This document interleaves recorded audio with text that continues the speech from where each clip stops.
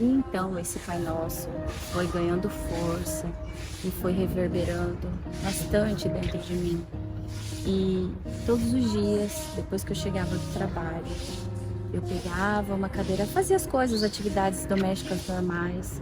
Depois eu pegava uma cadeira, colocava na sacada e ficava ali alguns minutos, olhando para o céu, contemplando as estrelas. Fazia o meu Pai Nosso, fazia alguma oração de agradecimento também, que eu sentisse vontade ou necessidade no momento. E eu comecei a ficar em silêncio. Intuitivamente, depois da oração, eu começava a ficar em silêncio por alguns minutos. E eu sentia uma paz interior muito grande depois desse silêncio. E depois de um ano mais ou menos fazendo isso, praticamente todos os dias, às vezes até 2, 3 vezes ao dia, num determinado momento eu percebi que esse silêncio me trouxe uma tela preta, onde eu percebi que não tinha nenhum pensamento na minha mente. E aí eu falei, caramba, não tem nenhum pensamento aqui. Mas ao mesmo tempo eu pensei, poxa, mas só de eu pensar isso eu tô pensando. Mas pelo menos era só esse pensamento que estava ali. Eu não estava mais com aquele turbilhão de coisas ao mesmo tempo que me atrapalhavam tanto. E aí eu falei, que legal. Mas até então eu não sabia o que era aquilo que eu tinha conquistado, que façanha era essa, ou se isso realmente tinha um significado grande. Mas depois de continuar e praticar, eu entendi que o que eu estava fazendo se chama mindfulness, que é quando você consegue aquietar sua mente, silenciar sua mente, ficar em silêncio, estar na sua presença. E por que eu senti tanta paz interior? Porque naquele momento eu consegui acessar a conexão com a minha natureza, com a minha essência, com a minha centelha divina.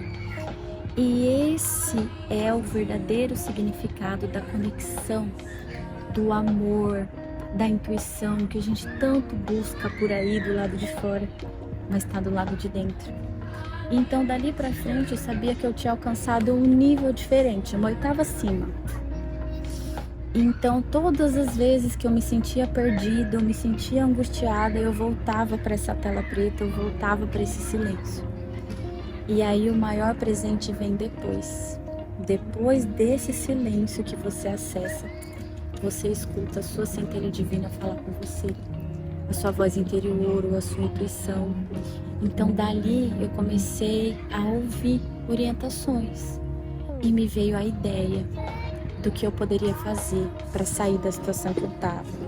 Uma voz muito amigável, muito amorosa, muito calorosa, que praticamente te abraça, falou comigo, Érica, por que você não começa a vender lingerie?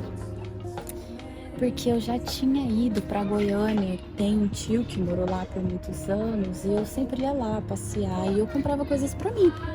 E aí eu pensei, caramba, realmente, porque eu sempre tinha gostado de mexer com venda. Desde criança, quando eu era criança eu fazia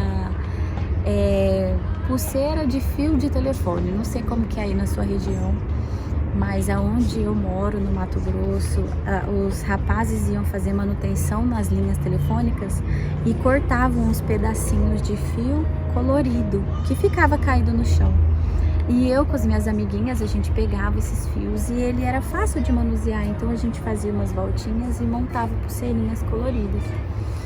E eu gostava de fazer essas pulseirinhas, fazia trançada, fazia em espiral, enfim, e botava na frente de casa para vender. Teve até uma história engraçada de uma vizinha que passou e achou engraçado eu e a minha vizinha vendendo ali as pulseirinhas, e ela quis comprar da gente, deu como se fosse 50 centavos hoje pra gente comprar um pirulito, um picolé, sei lá, na época era barato.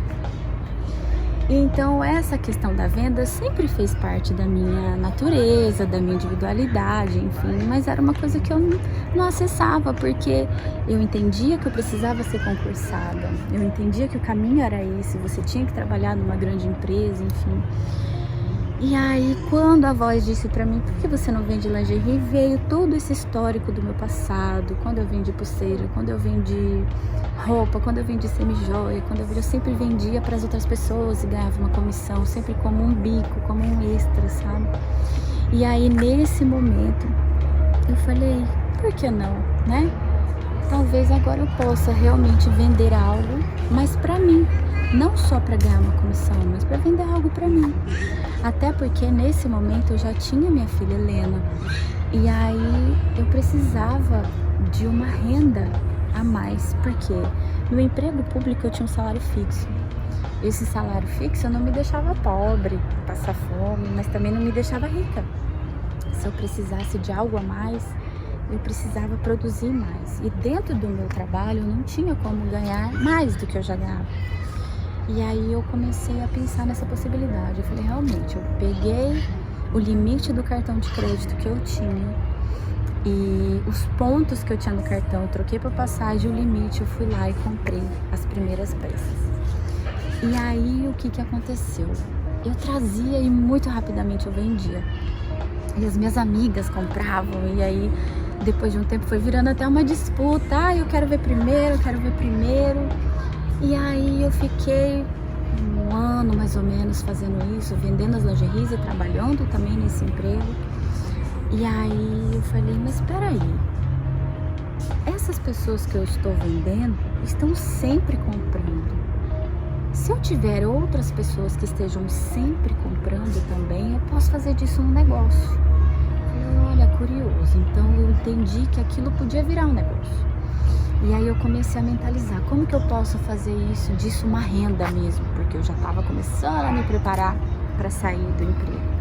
Mas eu não tinha coragem ainda e nem total clareza. Mas eu tinha uma força de vontade muito grande e algo externo que me puxava, me impulsionava. Então eu comecei a sentar na sacada de novo, nesse momento, e falar, me manda uma informação de como eu posso fazer isso de uma forma mais organizada, como eu posso fazer isso de uma forma mais que chegue a mais pessoas, que atenda mais mulheres. E então, em um determinado dia, eu recebi o nome Amélie. E ali eu entrei no Word mesmo, peguei uma fonte que eu achava bonita, peguei um fundo, uma cor e fiz a logomarca da minha empresa, Amélie Lingerie.